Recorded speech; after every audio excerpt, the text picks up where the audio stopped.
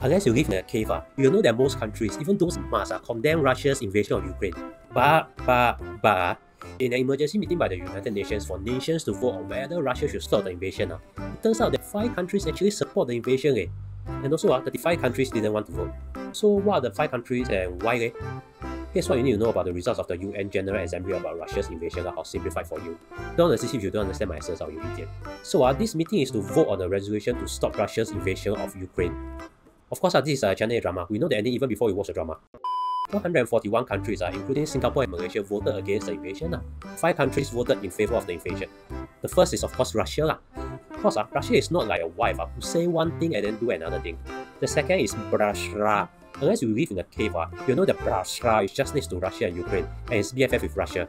They are so close, some sanctions were also imposed on them because they help out in the invasion. You can call them a mini Russia if you want to. The next is Arabara. Other than being a country with a name that is hard to pronounce, it has actually forged a military cooperation agreement with Russia. So of course must support Russia. The next is Ra, which is in the Civil War now since 2011. And not unexpectedly, Russia is helping one faction. So with great help, comes great vote. Wait, I thought they were voting on whether it's right or wrong to invade, not some matchmaking. Finally, it's North Korea. That one maybe he pressed the wrong button, I don't know. I don't even know that they can vote once. So what's next? Given that most countries have voted against the invasion, it's unknown, but they can activate the Uniting for Peace resolution, whereby the UN can call for use of armed forces in a peacekeeping mission. This one don't know what happened or not, but anyways, don't worry if you are an expert in the army. Just pass your IPPT first. If you want to know more, consider subscribing to this channel. Before you go, you.